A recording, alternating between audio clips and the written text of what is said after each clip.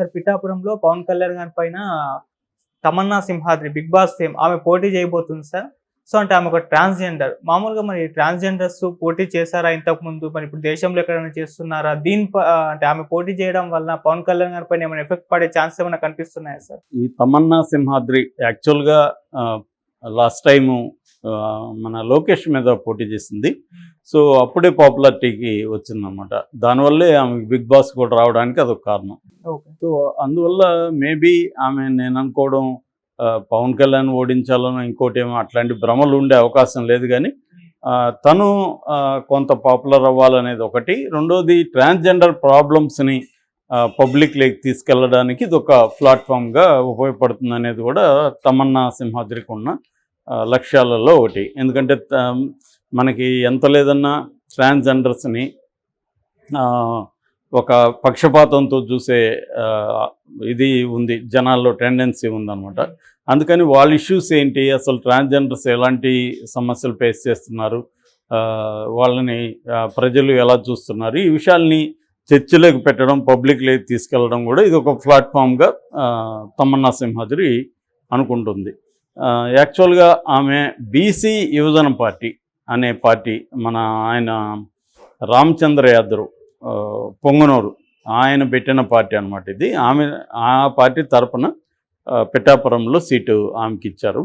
So ఆమె ఎందుకంటే కావాలనే సెలెక్ట్ చేసుకున్నట్టుగా అర్థమవుతుంది. ఎందుకంటే ఒక సెలబ్రిటీ మీద పోటీ చేసినప్పుడు ఖచ్చితంగా ఆమెకు కూడా పేరు వస్తుంది. ఈమె ఎక్కడో మామూలు వేరే చోట పోటీ చేస్తే అంత రాదు. అందుకని గతంలో లోకేష్ మీద పోటీ చేసింది, ఇప్పుడు పవన్ కళ్యాణ్ మీద పోటీ చేస్తుంది.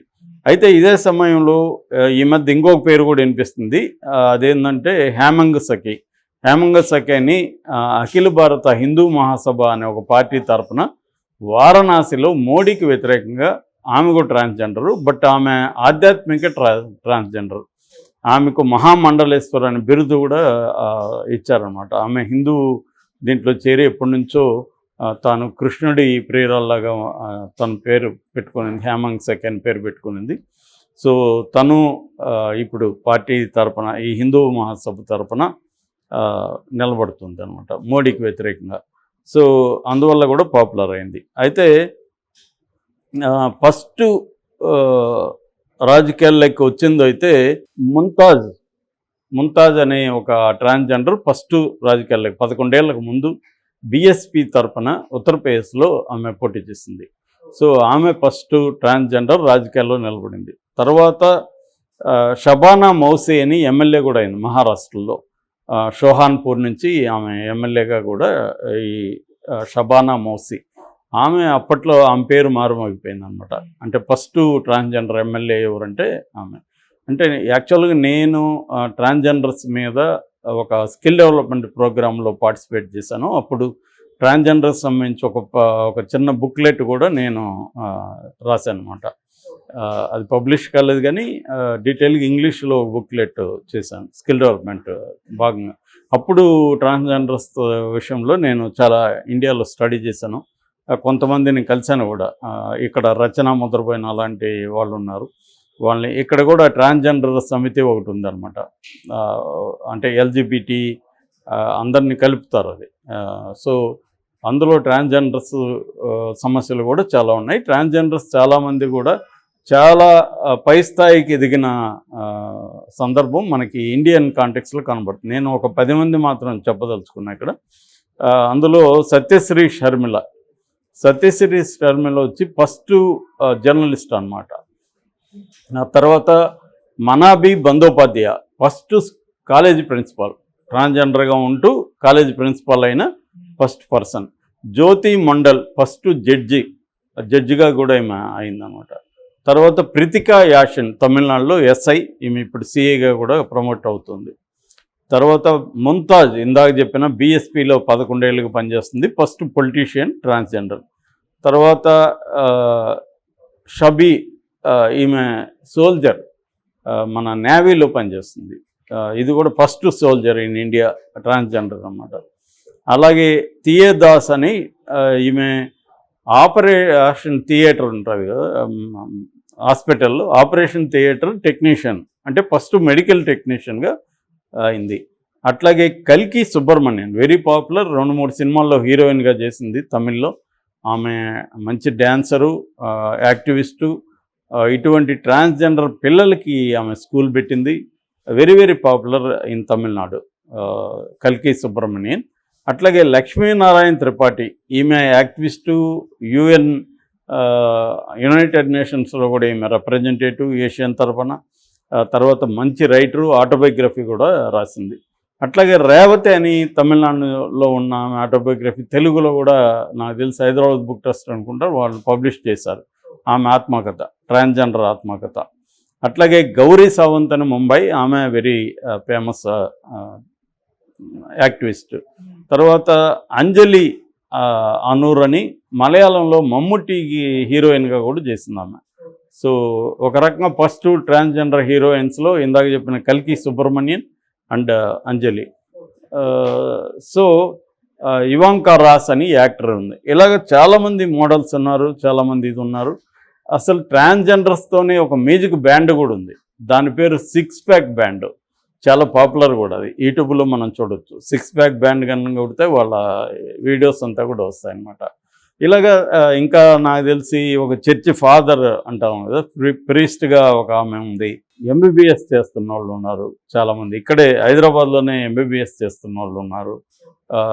ఇంకా ఇంటలెక్చువల్స్ ఉన్నారు, చాలా పెద్ద ఆర్టికల్స్ రాసేవాళ్ళు ఉన్నారు, డిస్కషన్స్కి వెళ్తారు. ఈ రచన లాంటి ఇంకా వేరే వాళ్ళ పేర్లు నాకు సరిగ్గా గుర్తులేవు, కానీ వాళ్ళందరూ కూడా హైలీ ఇంటలెక్చువల్ పీపుల్, యాక్టివిస్టులు. వాళ్ళు కేవలం ట్రాన్స్జెండర్ ఇష్యూసే కాకుండా రకరకాలుగా పనిచేస్తున్నారు. అట్లాగే మెల్లగా మన దేశంలో ఏంటంటే ట్రాన్స్జెండర్స్తో పనిచేస్తే సెంట్రల్ గవర్నమెంట్ కూడా స్కిల్ డెవలప్మెంట్కి ఎక్కువ ఫండ్ ఇస్తుంది, ప్రిఫరెన్స్ ఇస్తుంది అనమాట. ట్రాన్స్జెండర్స్తో పనిచేయమని ప్రోత్సహిస్తుంది సెంట్రల్ గవర్నమెంట్. అలాగా వాళ్ళకి డిఫరెంట్ స్కిల్స్లో వాళ్ళని ట్రైన్ చేసి ఉద్యోగాలు కూడా ఇస్తున్నారు. ఫర్ ఎగ్జాంపుల్ కేరళలో రైల్వే డిపార్ట్మెంట్లో కొన్ని ఉద్యోగాలు ఇచ్చారు. పాకిస్తాన్లో అయితే మున్సిపాలిటీకి సంబంధించిన ట్యాక్సుల కలెక్షన్ వీళ్ళైతే బాగా చేస్తారని వీళ్ళకి ఇచ్చారు. ఇలాగా చాలా చోట్ల ఉన్నాయి. అయితే ఇంకొక ప్రాబ్లమ్స్ కూడా ఉన్నాయి. ఎందుకంటే ట్రాన్స్జెండర్స్కి యావరేజ్లో మేము స్కిల్ డెవలప్మెంట్ పెట్టినప్పుడు కూడా వాళ్ళని రెసిడెన్షియల్ రమ్మంటే రాలేదు. ఎందుకంటే మాకు రోజుకి 2,000 సంపాదిస్తాం మేము, మీరు మంత్కి ఎంత ఇస్తారు, 10,000 కూడా ఇవ్వరు, సో మాకు ఎక్కడ సరిపోతుందని వాళ్ళు అన్నారు. సో ఫైనల్గా ఏదో కొంతమందితో మా ఫ్రెండ్ వాళ్ళు జరిపారు. బట్ వాళ్ళు అది నిజం కూడా, ఎందుకంటే వాళ్ళు పెళ్ళిళ్ళకి ఫంక్షన్లకి వెళ్ళిపోయి దౌర్జన్యంగా వాళ్ళ దగ్గర డబ్బులు లాగడం, ఈ మధ్య కూడా ఒకటి కేసు నమోదైంది. అలాంటివి కొన్ని ఇబ్బందులు ఉన్నాయి. రెండోది, వాళ్ళలో ఎవరన్నా ఒకరు బయటికి వెళ్ళి చేయాలంటే కూడా ఆ టీము ఉంటుంది వాళ్ళకి, ట్రాన్స్జెండర్ టీము. ఆ టీం అలో చేయరు అనమాట. వాళ్ళకి ఒక లీడర్ ఉంటుంది, వాళ్ళ మదర్ అని పిలుస్తారు. సో ఈ ప్రాబ్లమ్స్ అంతా ఉంటాయన్నమాట. సో ఆ ప్రాబ్లమ్స్ అధిగమించి మెల్లమెల్లగా ఇప్పుడు నేను చెప్పిన వాళ్ళు ఎట్లయితే వివిధ రంగాల్లో పై స్థాయికి వెళ్ళారో, అలాగా సింహాద్రి, మన తమన్నా సింహాద్రి కూడా బిగ్ బాస్లోకి వెళ్ళడం ఖచ్చితంగా అది very very interesting aspect. So ఇప్పుడు పవన్ కళ్యాణ్ కూడా మరి ఎలా రియాక్ట్ అవుతాడనేది ఇప్పటివరకు రియాక్ట్ అవ్వలేదు. నిజానికి ఆయన కూడా పాజిటివ్గా రియాక్ట్ అవ్వాల్సిన అవసరం ఉంది. నెగిటివ్గా అయితే రియాక్ట్ అవ్వకూడదు. ఎందుకంటే వీళ్ళు ట్రాన్స్జెండర్స్ అనేవాళ్ళు సమాజంలో సెక్సువల్ మైనారిటీస్ అంటారు వాళ్ళని. సో వాళ్ళు జెండర్ డిస్క్రిమినేషన్ గురై ఉంటారు. వాళ్ళకి చిన్నప్పటి నుంచి మేల్ బాడీలో ఫిమేల్ థింకింగ్, ఫిమేల్ బాడీలో మేల్ థింకింగ్ అనేది ఉంటుంది. సో అది సైకలాజికల్ డిజార్డర్ అని చాలామంది అంటారు, కానీ సైకలాజికల్ డిజార్డర్ కాదు అనేది వాళ్ళ వాదన. సో అది కూడా నేచురలే. మనకి యాక్చువల్గా ఫ్రాయిడియన్ థియరీ ఉంది, మేనేజ్ బైసెక్సువల్ అంటాడు ఫ్రాయిడ్. అంటే ప్రతి మనిషిలో ఫిమేల్ క్వాలిటీస్ ఉంటాయి, ప్రతి మగ అమ్మాయిలో మేల్ క్వాలిటీస్ కూడా ఉంటాయి అనేది ఫ్రాయిడియన్ థియరీ కూడా. కాబట్టి వాళ్ళని తక్కువగా చూడడం అది చేయాల్సిన అవసరం లేదు. ఈవెన్ సుప్రీంకోర్టు కూడా ట్రాన్స్జెండర్ రిలేషన్షిప్స్ కానీ, లేకపోతే సేమ్ సెక్స్ రిలేషన్షిప్స్ కానీ, అంటే గే రిలేషన్షిప్ కావచ్చు, లెస్బియన్స్ కావచ్చు, దీనంతా కూడా చట్టబద్ధం చేసింది, అలో చేసింది.